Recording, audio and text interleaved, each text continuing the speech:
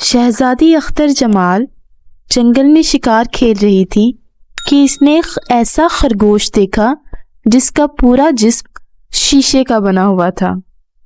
اس کے جسم سے نیلی نیلی شعاعیں پھوٹ رہی تھی۔ شہزادی اس کے پیچھے بھاگی اور کچھ دور جا کر اسے گھیر لیا۔ خرگوش نڈال ہو کر بیٹھ گیا۔ جوں ہی اس نے خرگوش کو ہاتھ لگایا تو وہ اسی وقت فاختہ بن گئی۔ خرگوش ایک عقاب میں تبدیل ہو گیا اور فاختہ کو دبوچ کے اڑ گیا۔ اب یہ کسی کو معلوم نہیں کہ خرگوش دیو تھا کہ جن۔ بادشاہ اور ملکہ رو رو کر نڈھال ہو چکے تھے۔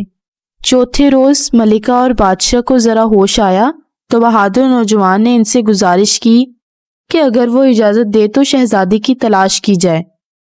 بادشاہ نے بخوشی اجازت دے دی اور نوجوان ایک مہم پر نکل گیا۔ وہ چلتا رہا، پھر وہ ایک پہاڑ کے دامن میں پہنچا۔ شام ہو رہی تھی۔ ایک بوڑھا ندی پر غسل کر کے اپنی جھونپڑی کی طرف جا رہا تھا۔ نوجوان بھی اس کے پیچھے ہو لیا۔ بوڑھے نے جواب دے کر اس کا حال احوال پوچھا۔ اس نے ساری کہانی سنا ڈالی۔ بوڑھے نے کہا، شہزادی اختر جادوگر شاہ ہامون کی قید میں ہے۔ اس کی سلطنت زمین کے نیچے ہے۔ مجھے اس کا راستہ معلوم نہیں، البتہ میرے پاس ایک ایسی چیز ہے جو تمہیں اس کے جادو کے وار سے محفوظ رکھے گی۔ یہ لیتے جاؤ، بڑے کام کی چیز ہے۔ یہ کہتے ہوئے بوڑھے نے ایک لاٹھی نکالی اور نوجوان کو دیتے ہوئے بولا، لو، یہ ہمت کی لاٹھی ہے، راستے میں تمہارے کام آئے گی۔ صبح ہوتے ہی نوجوان آگے چل دیا۔ وہ ایک جنگل میں پہنچا۔ رات ہو رہی تھی۔ وہ تھوڑا آگے گیا تو اسے ایک بوڑھی عورت کھانا بناتی ہوئی دکھائی دی۔ نوجوان نے اسے سلام کیا اور قریب جا کر بیٹھ گیا۔ بوڑھی عورت نے پوچھا، اہو بیٹا، کون ہو تم؟ کہاں کا ارادہ ہے؟ اس نے اسے بتایا تو بڑھیا نے اسے کہا، سنو بیٹے، شہزادی اختر جادوگر ہامون کی قید میں ہے۔ ہامون کی سلطنت زیر زمین ہے۔ وہاں جانے کا راستہ کسی کو معلوم نہیں۔ اگر میں جانتی تو تمہیں ضرور بتاتی، لیکن میرے پاس ایک چیز ہے جس سے تمہاری مدد ہو سکے گی۔ اسے ساتھ لیتے جاؤ۔ لو بیٹا، اسے اپنے گلے میں ڈال لو۔ اس طلسمی ہار کا نام سچائی ہے۔ سویرا ہوا تو نوجوان آگے چل دیا۔ چلتے چلتے وہ ایک نخلستان پہنچا۔ دیکھا کہ ایک خیمہ لگا ہے۔ اس کے قدموں کی آواز سن کر ایک بوڑھا باہر نکلا۔ اس بوڑھے نے پوچھا، آؤ نوجوان، مجھے تمہارا ہی انتظار تھا۔ کیا تم شہزادی اختر کی تلاش میں جا رہے ہو؟ نوجوان نے جواب دیا، جی ہاں، آپ نے ٹھیک سمجھا، میں وہیں جا رہا ہوں۔ پھر بوڑھے نے نوجوان سے کہا، یہ لو، یہ جادو کا خنجر ہے۔ اس کا نام صبر ہے۔ صرف یہی خنجر اس کا کام کر سکتا ہے۔ جادوگر ہامون کی سلطنت زیر زمین ہے۔ اس کا راستہ ایک پرندے کو معلوم ہے۔ یہ پرندہ کبوتر کی شکل کا ہے۔ یہاں سے 1000 میل کے فاصلے پر ایک پہاڑ ہے۔ پہاڑ کے آخری سرے پر ایک درخت ہے جس کی شاخیں آسمان تک چلی گئی ہیں۔ یہ پرندہ اس درخت کی سب سے اونچی شاخ پر بیٹھا رہتا ہے۔ سیانے کہتے ہیں کہ اس کا نام خلوص ہے۔ یہ کچھ نہیں کھاتا، نہ ہی کچھ پیتا ہے۔ اگر کچھ کھاتا ہے تو اس شے کا نام خود غرضی، اور جس کو پیتا ہے وہ غصہ ہے۔ تم سیدھے اس درخت کے نیچے جاؤ۔ تم نیچے کھڑے ہوگے تو بلند آواز میں کہنا، اے نیک دل پرندے، میرا گوشت اور میرا خون حاضر ہے، اپنی بھوک اور پیاس مٹا لو۔ 3 बार यही कहना, फिर जो होगा खुद ही देख लेना। नौजवान ने खलूस का खंजर लिया और चल दिया। चलते चलते वो एक पहाड़ पर पहुंचा। ये वही पहाड़ था जिसके एक दरख्त पर परिंदा रहता था। नौजवान ने खुदा का नाम लिया और इस दरख्त के नीचे जा पहुंचा, और ये देख कर दरख्त की शाखें आसमान तक चली गई हैं। वो बहुत हैरान हुआ, और उसके ऊपर एक सुनहरा परिंदा भी बैठा था। ये इसे बड़ी देर तक देखता रहा। आखिर बुजुर्ग की बात याद आई तो इसने जोर से पुकारा, ऐ नेक दिल परिंदे, मेरा गोश्त और मेरा खून हाजिर है। मैं तुम्हारी भूख और प्यास मिटाने आया हूँ। 3 बार यही कहा और परिंदा उड़कर इसके पास आकर बोला, ऐ नौजवान, पहले ये बता कि तू मुझे अपने जिस्म के किस हिस्से का गोश्त खिलाएगा और किस रग से खून पिलवाएगा। नौजवान ने कहा, मेरा सारा जिस्म हाजिर है, जहां चाहो नोच लो, मगर एक जगह छोड़ देना। परिंदे ने पूछा, वो कौन सी जगह है? मेरा दिल ना नोचना, इस दिल में शहजादी अख्तर रहती हैं। अफसोस तू नादान निकला। जा, मैं तेरा गोश्त नहीं खाऊंगा। तेरे अंदर अब भी खुदगर्जी का जज्बा बाकी है। तू नहीं जानता कि मोहब्बत कहाँ रहती है। परिंदे ने ये कहा और उड़कर फिर उसी शाख पर जा बैठा। नौजवान को बहुत शर्मिंदगी हुई कि नाहक ये अल्फाज कहे, खामोश रहना बेहतर था। इसने एक बार फिर परिंदे को बुलाया, ऐ नेक दिल परिंदे, मेरा गोश्त और मेरा खून हाजिर है। मैं तुम्हारी भूख और प्यास मिटाने आया हूँ। परिंदा नीचे उतर आया। इसने आते ही पूछा, ऐ नौजवान, तू शहजादी अख्तर को इसकी रिहाई दिलाना चाहता है कि तू इससे शादी का ख्वाहिशमंद है?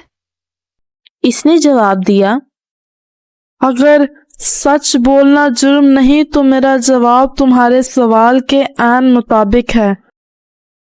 और इस पर परिंदे को एक बार फिर गुस्सा आ गया और कहने लगा, ऐ खुदगर्ज इंसान, यहाँ से फौरन चला जा, नहीं तो मैं तुम्हें नोच नोच कर लहू लुहान कर दूंगा। तू कितना अहमक है, नहीं जानता कि नेकी अपना सिला आप होती है। परिंदे ने ये कहा और उड़कर अपनी शाख पर जा बैठा। नौजवान ने इसे तीसरी मर्तबा पुकारा तो वो फिर आ गया और कहने लगा, अच्छा, ये बता कि तू शादी शहजादी से ही करेगा? मैं इससे शादी नहीं करूंगा, इसलिए कि नेकी अपना सिला आप होती है। मैं कोई सिला नहीं चाहता। परिंदे को तैश आ गया और उड़कर उसकी एक आंख निकाल ली। वो दर्द से तड़पने लगा। परिंदे ने कहा, ऐ नादान, क्या तूने इससे वादा नहीं किया था कि घर से वापसी पर इससे शादी करेगा? क्या तू अपने वादे से फिर जाना चाहता है? अहद शिकनी मजहब में हराम है। जा, नहीं तो तेरी दूसरी आंख भी निकाल दी जाएगी। नेक दिल परिंदे, तो मेरी दूसरी आंख भी निकाल ले, मगर मुझे हामून जादूगर की सल्तनत को जाने का रास्ता बता दे।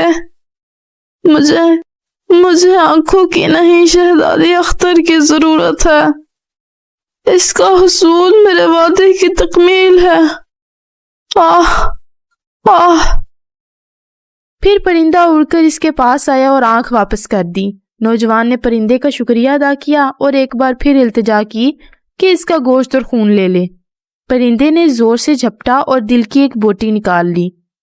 कुछ देर बाद फिर झपटा और दिल की एक रग से खून पी लिया। नौजवान के दिल में दर्द की टीसें उठने लगी और आंखों के आगे अंधेरा छा गया। कुछ देर बाद होश आया तो क्या देखता है कि इसके करीब एक तख्ती पड़ी थी जिस पर लिखा था, यहाँ से 30 गज के फासले पर मशरिक की सिमत एक झील है। इस तख्ती को झील के पास ले जाओ और 3 बार पानी पर मारा जाए।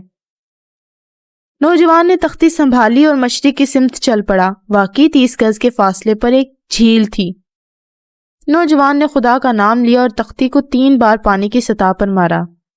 تیسری ضرب کے ساتھ پانی درمیان سے پھٹ گیا اور نوجوان اس کے اندر چلا گیا۔ جو ہی وہ نیچے اترا، پانی کی سطح پھر سے ہموار ہو گئی۔ نوجوان چلتا رہا اور آخر ہامون جادوگر کے محل کے سامنے جا پہنچا۔ ایسا عالی شان محل تو شہزادی اختر کے باپ دادا کا بھی نہ تھا۔ سارا محل رنگین اور خوبصورت شیشے سے بنایا گیا تھا۔ دروازہ کھلا تھا، کوئی پہرہ دار بھی نہ تھا۔ یہ بڑی حیرت کی بات تھی۔ نوجوان نے سوچا کہ اب کیا کیا جائے۔ آخر جرأت سے کام لے کر وہ محل کے اندر داخل ہوا اور چھپتا چھپاتا اس کمرے میں جا پہنچا جہاں شہزادی اختر جمال بیٹھی تھی۔ شہزادی نے اسے دیکھا تو حیرت سے اٹھ بیٹھی۔ نوجوان اس کے قریب گیا اور دھیرے سے بولا، شہزادی صاحبہ، آپ حیران کیوں ہو گئیں؟ آپ خواب نہیں دیکھ رہی، آپ کو چھڑانے کے لیے میں آیا ہوں۔ شہزادی کی حیرت دور ہوئی تو بولی، یہ تم نے کیا کیا؟ ہامون جادوگر تمہیں زندہ نہیں چھوڑے گا۔ اس کی سلطنت پر جنوں نے حملہ کر دیا، اسی لیے پہرا سخت نہیں۔ تم نے کیا کر دیا یہ؟ نوجوان نے اسے تسلی دیتے ہوئے کہا، آپ گھبرائیں نہیں، خدا نے چاہا تو سب ٹھیک ہو جائے گا۔ اب ہامون زندہ نہیں بچے گا۔ اسی دوران جادوگر آن پہنچا۔ وہ گرجا تو بھونچال آ گیا۔ او بے وقوف، موت کی تلاش میں یہاں پہنچا، زمین کے اوپر تمہیں کیوں موت نہیں ملی؟ نوجوان نے بھی باروب انداز سے کہا، ہم تم سے جو کچھ ہو سکتا ہے کر لو، میں حاضر ہوں۔ جادوگر نے زور کی پھونک ماری۔ آگ کے کئی شعلے نوجوان کی طرف لپکے مگر قریب جا کر ٹھنڈے ہو گئے۔ پھر اس کے بعد یکے بعد دیگرے کئی وار کیے مگر نوجوان پر کچھ اثر نہ ہوا۔ اب اس کے پاس 2 آخری وار رہ گئے تھے۔ ان کا توڑ شاید ہی اس کے پاس ہوتا۔ آخر اس نے زیر لب کچھ کہا اور پلک جھپکتے میں 4 شیر دھاڑتے ہوئے نوجوان کی طرف دوڑے۔ نوجوان نے ہمت کی لاٹھی سے اس کا مقابلہ کیا۔ جو ہی ایک شیر اس کی زد میں آیا، اس نے بھرپور وار کیا اور شیر وہیں ڈھیر ہو گیا۔ دوسرے شیر بھی اسی طرح راکھ کا ڈھیر بن گئے۔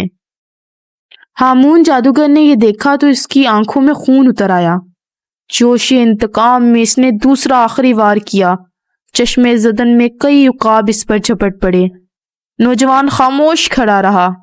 جو ہی کوئی عقاب اس کے پاس آتا یا اسے چونچ مارتا تو وہ راکھ بن کر بکھر جاتا۔